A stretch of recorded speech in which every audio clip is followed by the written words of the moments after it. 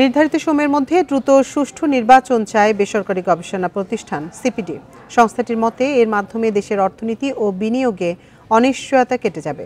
বুধবার রাজধানীর সিপিডি কার্যালয়ে এক মিডিয়া ব্রিফিংয়ে আরও বলা হয়, রাজনৈতিক সংস্কার ছাড়া অর্থনৈতিক সংস্কার সম্ভব নয়। অন্তর্বর্তী সরকার কর্মসংস্থান বাড়াতে পারেনি বলেও মনে করে সংস্থাটি। অন্তর্বর্তীকালীন সরকারের ক্ষমতা গ্রহণের পর মূলধনী যন্ত্রপাতির আমদানি বিগত অর্থবছরের তুলনায় ধারাবাহিকভাবে কমেছে। বিশেষ করে আগস্ট মাসে মূলধনী পণ্যের আমদানি প্রায় ৩১% কমে যায়।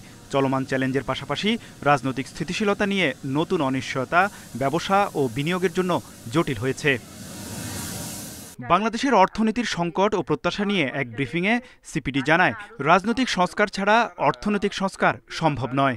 নির্বাচনের পরিবেশটা যত দ্রুত সৃষ্টি করা যায় তত তাড়াতাড়িভাবে একটা সুষ্ঠু নির্বাচন করা সম্ভব।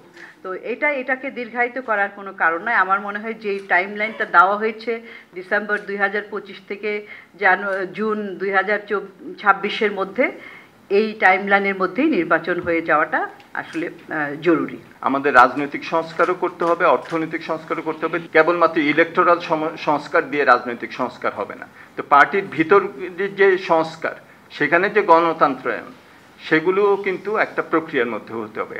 সিপিডি বলছে 2024 সালের সেপ্টেম্বর পর্যন্ত মোট ঋণখেলাপির পরিমাণ জাতীয় বাজেটের শিক্ষা ও স্বাস্থ্য খাতের বরাদ্দের চেয়ে 2.7% বেশি। তাই রাজনৈতিক প্রতিশ্রুতি ছাড়া স্বার্থান্বেষী মহলকে মোকাবেলা করে ব্যাংক খাতের সংস্কার সম্ভব নয়। লাইফ সাপোর্টে থাকা ব্যাংকগুলোকে বন্ধ করে দেওয়ারও পরামর্শ দেয় সিপিডি। চাঁদাবাজি, মজুতদারি, অযৌক্তিক মূল্য নির্ধারণের মতো অনিয়ম, এগুলো মোকাবেলা করা সম্ভব হয়নি সেখানে সরকার, তেমন যার কারণে সরকার বিভিন্ন পণ্যের দাম কমাতে পারছে না। আগের কর্তৃত্ববাদী সরকার একটি অকার্যকর অর্থনীতি রেখে গেছে।